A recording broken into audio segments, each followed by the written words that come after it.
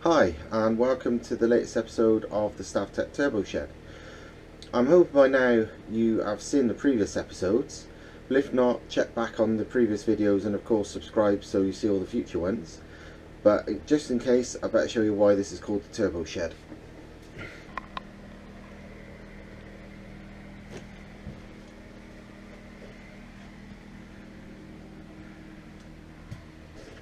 As the last episode was all about compressor housings, it makes a lot of sense for this one to be about the next step in the line of airflow on your turbo, and that's compressor wheels.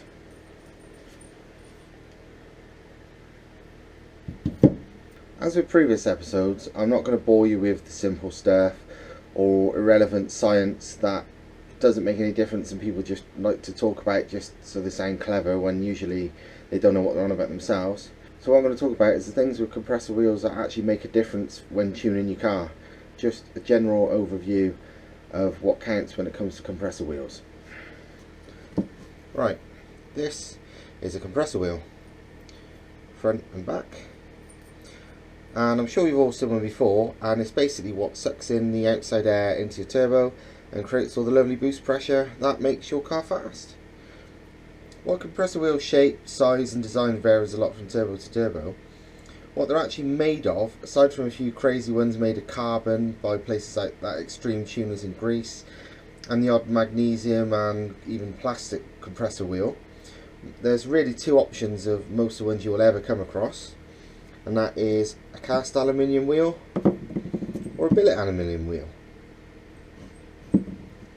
Obviously these days everybody thinks a billet wheel is better, and technically it is, but that's no way to say you should ever count out cast wheels, as the differences are often not as big as you think. If all else was equal on a compressor wheel and they were identical in size and design, and the only difference between them was one was cast and one was billet, apart from the fact that billet does look really cool in comparison to fairly plain cast, billet is stronger. That is the main difference if everything else is equal. The fact that billet wheels are much stronger than cast are why, for example, Wholeset used billet wheels long before they were a common thing in the tuning scene, but it wasn't because of extra power, it was purely the strength, and they were fitted to engines that were going to be used for high boost and full load for long periods, where obviously the turbo was spinning at fastest and under the highest stress. They used billet wheels on applications like emergency vehicles, fire engines and so on. So while it was actually producing no more power, they fitted a stronger billet wheel just to lessen the chance of things falling apart. It's a reliability thing. There's a lot of other advantages you can get from billet, but identical to identical, cast to billet, there is no extra flow if things are identical. It is purely a strength thing. A lot of people think billet wheels are lighter, and if they're the same design, they're not lighter. They can be lighter if they're a different design, and billet does allow things to be lighter for any given actual wheel size, but if everything's the same, the wheels are about the same. There's been occasions when I've seen people say billet wheels are heavier than identical cast wheels, but again, that's not a hard and fast rule. It's just the fact is they are both very similar within a few grams. These are two otherwise identical Wholeset HX50 wheels, same inducer size, same wheel size, they are the same design, the same blade style, everything. This is a brand new HX51, it's a bit dirty but it's actually never been used. This is a used HX50 cast wheel, it's a bit crappy looking but it's all there. Right, let's see the difference. First, cast wheel. 131 grams, I'm saying, 131 to 132 grams. Back to 0. 131 grams is saying. It clicked down from 132 just as I put it on. So within a gram of each other. Now, yeah, same again. Try once again. 130 is saying this time. There is literally about a gram between it, and to be honest, with this one with slight pitting and stuff on it and a bit of extra dirt, it probably there's nothing in it when it comes down to it. They even feel the same, you know. It's like there is magically, just because something's billet, It isn't massively heavier, it isn't massively lighter, and this is on a big wheel. If you're talking, I mean, these are capable of easily 800 plus horsepower, whereas if you're talking a typical size wheel, maybe this is probably still a 50 something millimeter inducer, it's probably good for about 500 brake. There is even less of a difference. So yeah, weight, design for design, billet to cast, doesn't matter. Honestly though, a lighter compressor wheel doesn't really make much difference when it comes to spool on a turbo anyway. There are much bigger differences made by turbine wheel size and design, turbine housing size and design, and just general overall spec, from manifolds to engine spec to mapping. Honestly, the weight of a compressor wheel is one of the more minor things, but people get very excited over it and think it's a big deal, and honestly it's not. Don't worry about it too much. The one big advantage of billet wheels that have been designed for performance reasons is extra flow for any given wheel size, and that is the one thing it is worth paying extra for with a billet wheel, providing it has been built for that reason. High performance from billet compressor wheels can come from a few things. It could be the thinner hub here, so the blades can start further into the middle, or it can be thinner blades themselves, which again gives more open flow area that's not taken up by the blades themselves. Another reason billet wheels can sometimes give more power for any given size is they can have extreme blade designs which just aren't possible with cast wheel designs. And that can be things like the multiple straight blades on Garrett GTXs, or the funky curved blades on some new whole set and bullseye power Batman wheel turbos. If you look at a billet wheel design and it looks the same as a cast wheel design of the same size, chances are it flows pretty much the same. That's not to say cast wheels can't have higher flow for their size than other cast wheels. They can by actually a pretty huge amount. Newer cast wheels tend to have thinner blades and smaller hubs, just like a billet wheel does, but more on this later. Anyhow, away from all this cast versus billet shenanigans, the biggest single factor to how much a compressor wheel can flow, and also a really good way of estimating how much power a turbo can be capable of, is the actual wheel size itself. There's two main measurements when it comes to compressor wheels, and that's the inducer, which is this width, and it's the part you can see when you look inside the compressor inlet of a turbo, and the exducer, which is the overall diameter. Of these two measurements, it's the inducer diameter, i.e. this one, that's the far bigger and more important one. If all else is equal, the bigger the compressor inducer, the more the turbo can potentially flow. The fact that the inducer size is a really good indicator of turbo capability is why, especially in the USA, you hear people say, oh, I've got a 66mm turbo or an 88mm turbo. And what they're talking about, providing they actually do know what they're talking about, is this inducer size. So they're saying, I've got a 66mm inducer turbo. Unfortunately, people use these terms without knowing what they're on about. So you see people with, say, a new Borg-Warner EFR where it's called a 6682 or whatever, and the 66 in that terminology is the overall size. So that they think they've got a 66mm inducer turbo when they've not. They've got a very small one, barely bigger than a GT28, but they're quoting the wrong size. You get that a lot with even Garrett GTs and GTXs, where somebody will have something like a GT4088, and they'll be like, I've got an 88mm turbo. The 88 in a GT4088 is 88mm exducer, not inducer. So no, they haven't got an 88mm turbo. An 88mm turbo is good for practically twice the power of a GT4088. So they're just wrong and stupid, basically. But unfortunately, thanks to YouTube and so on, people can say that and people believe them, and bullshit gets spread, unfortunately. The importance of compressor inducer size to power capability is why some race series actually use inducer size as their restrictor on power when it comes down to it. You get a lot of drag series especially saying they will allow a 75mm inducer maximum. That is the biggest turbo you can run. There's no other limit on engine spec as long as you only run one, say, 75mm inducer turbo, which keeps power levels to a relatively similar number no matter what. Obviously there is magic with more efficient 75mm inducer turbos, but there's not too much in it as long as you have got one decent modern turbo. While compressor inducer size is an indicator, As said, it's not an exact science, and different wheel designs do have an effect on power for any given size. Good examples of these are something like the Wholeset HX series compressor wheels and the Borg-Warner S series ones, which tend to flow more for any given inducer size than Garrett T and even most GT series wheels. An example of this is, say if we look at compressor wheels proven at about the 700 horsepower mark. The Garrett GT 4088R is a 64mm inducer. The larger of the Wholeset HX40s, the 60mm inducer version, is also capable of 700 brake, but that's a 4mm smaller inducer.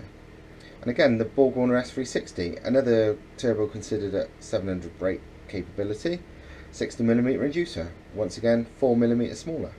Bearing in mind the next common size down from a Garrett GT48E8R is the Garrett GT3582R, and again that's good for under 650 brake, but that's still over 60mm inducer. So while inducer size is a very good indicator, it's not an exact science as this shows.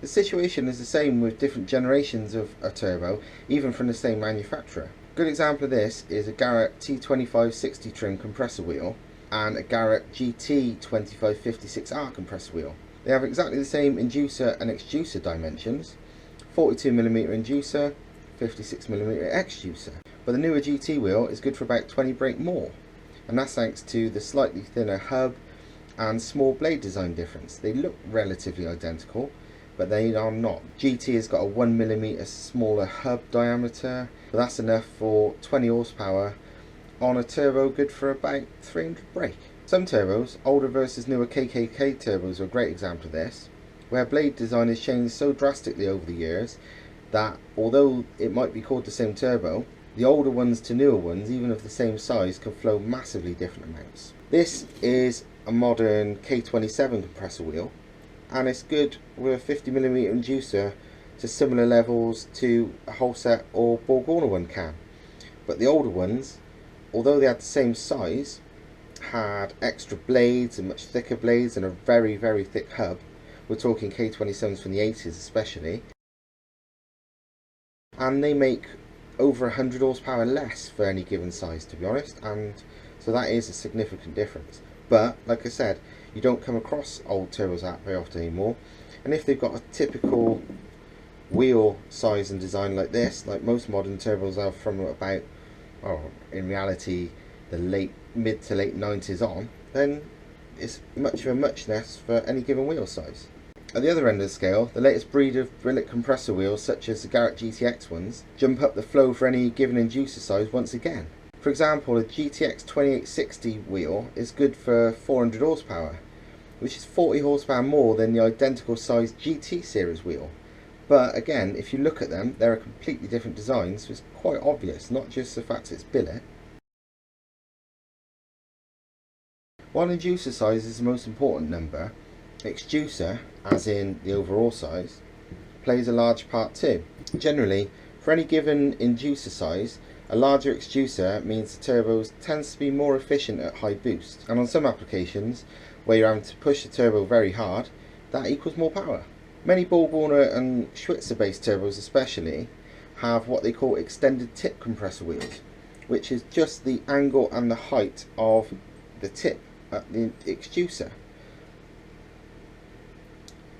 Well, extended tip versions basically having a taller tip on the exducer side of the blade, and it gives a little bit more power again, makes for a more efficient turbo, especially at high boost, and it's generally a good thing. You can't see it physically when you're looking at a turbo, but if the specification says extended tip, it means that section, and it's a better design when it comes down to it. There's no disadvantages, it's just a slightly newer, slightly nicer design.